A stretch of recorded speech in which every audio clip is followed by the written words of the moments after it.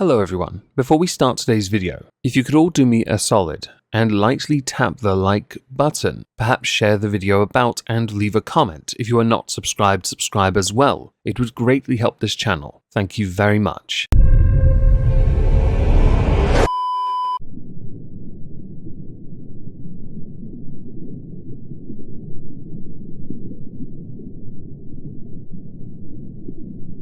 Well, isn't this just fantastic? Captain's log, subject 220831.4. According to long-range scanner, something large is making its way to Dainty. As we don't know if it's friend or foe, I've got the Arcadia on tactical alert and will lock Dainty down with a box of scratch art shite.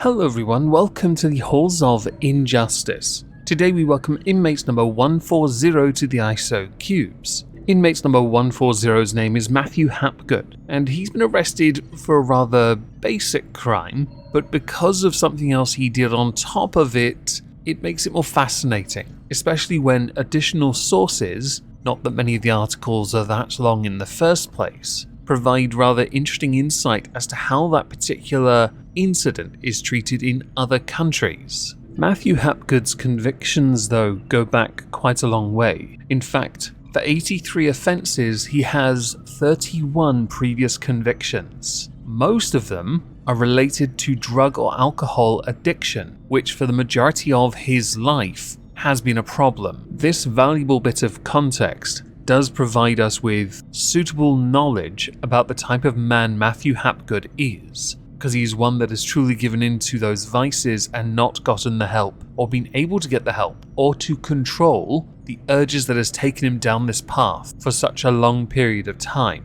And since Matthew Hapgood is only 41 years old, that's not good. It's a damning statement about the state of help in this country for those that have these issues, addiction being more notable, and of course it's a damning statement for the culture that has allowed this to happen in the first place. I know a lot of people like to think that by legalizing the majority of these illegal substances, Haribo, sherbet, and Skittles, that perhaps the problem will be less of an issue. The problem is many people live in excess because they don't understand how moderation can in fact yield a vastly superior high, provided you are not taking so much of it that you are well and truly compromised, or they become so lost in those vices as a coping mechanism that they lose all sense of self. Then again, if you do that, chances are you're not going to be able to go to work in the first place. Not that in this case Matthew Hapgood had a job anyway. I mentioned that there isn't much in the way of coverage concerning who he is, what he's done, so instead we're going to go straight to the articles that I have provided in the pinned comment down below along with a coffee link. Please consider supporting me, and we will instead go through those and try our best to understand the full facts based on limited information. The first article is the Daily Mail. A serial shoplifter who farted in police officer's face during arrest is jailed for nearly 3 years for stealing £33 worth of beer and cider from Tesco. 3 years is 36 months. Was that turnaround really worth it? It's hardly getting my lobes. Well, they're not exactly working. I don't feel the profit in it. I think it costs more to lock you up than what you stole. And if memory serves, you had to change the title of this because you only originally had serial shoplifter who broke wind in police officer's face during arrest is jailed for nearly 3 years. The rest of it was missing and others had to point it out to you in the comments. And by the way, in this article, the Daily Mail's that is, there are many comments, over 1100, with my favourite comment being Jack the Let One Ripper. Although to be honest,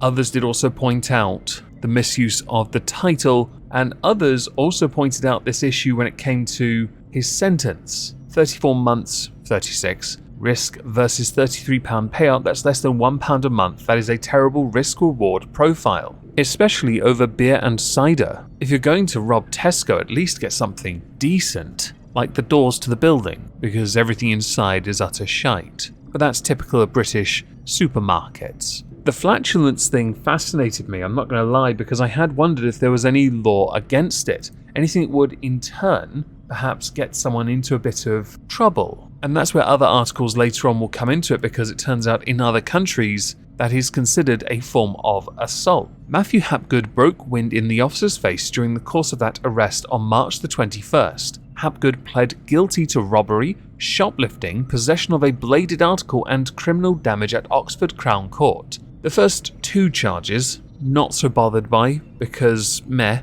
The third one's the interesting one, because that's where the article really should have latched on. Possession of a bladed article. The only reason they've written this in the first place is because Matthew Hapgood broke wind in the officer's face. I had been led to believe that doing such a thing, farting in another person's face, was called a smell-fee, stinky dreams, chocolate air freshener, German gas mask, ninja bomb, air biscuit. Do I need to continue with these names? You're right, I should. How about a nose tackle, a fartful, a wind tunnel, a fart hammer? I think I'm going to stop now because this is getting stupid now. The judge that sentenced him is actually a judge we've spoken of many times before, called Ian Pringle. Fun fact, you can buy Pringles in Tesco. Why didn't you steal some of those as well? They're his people. He would have sentenced you to an even harsher sentence. And the reason I mention the sentence part is because we've already got it. And what really intrigues me is, when you are in possession of a bladed weapon, you can get up to 10 years. You really can. The sentence is quite severe on that front, and it leads many to believe that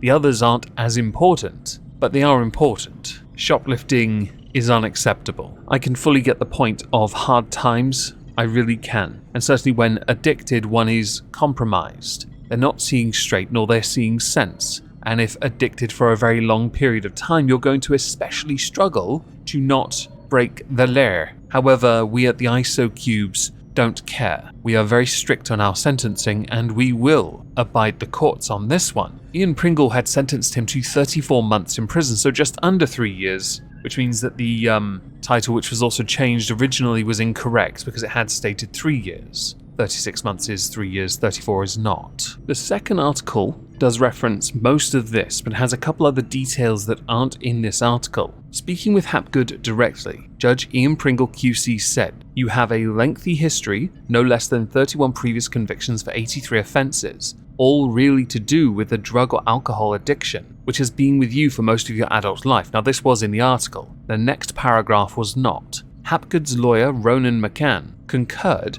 and said his client's problems were linked to long-term addiction in relation to substances. Nevertheless, Hapgood is now serving 34 months in prison for the offences. One does hope, while he is in prison, he gets the help he needs to rehabilitate as best he can, set him on a path where he can perhaps become good, or a force for good within the community, get a job, have his own home, not walk around with a bladed item and rob things, places, people. The third article, the final one, starts with the following: murder, robbery, domestic violence. These are the most common types of crimes that we often hear about. Is farting a crime? Well, if you fart on an officer's face, maybe. One man was arrested for shoplifting, however, during the arrest he farted in the officer's face. Through this article in the next paragraph, though, we know something else about Matthew. Before he was in Tesco, he'd robbed another garage and stole vape products. So while the cops were arresting him, Matthew Hapgood did the unexpected. He broke wind in the officer's face during the course of that arrest.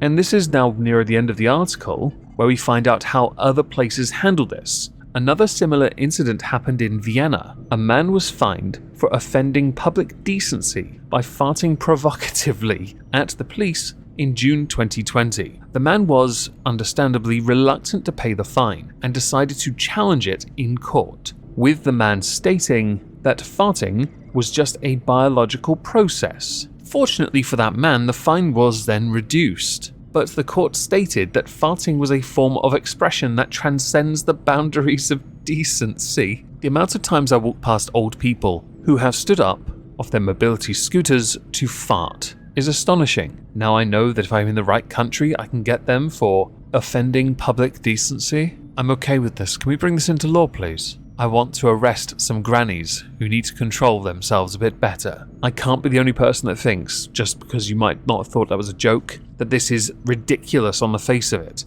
Farting is just a biological process, and I doubt you can ever prove it was done with intent or malice. It was premeditated flatulation. I'm not happy with this. The sentence is life. Now that would be quite the trial.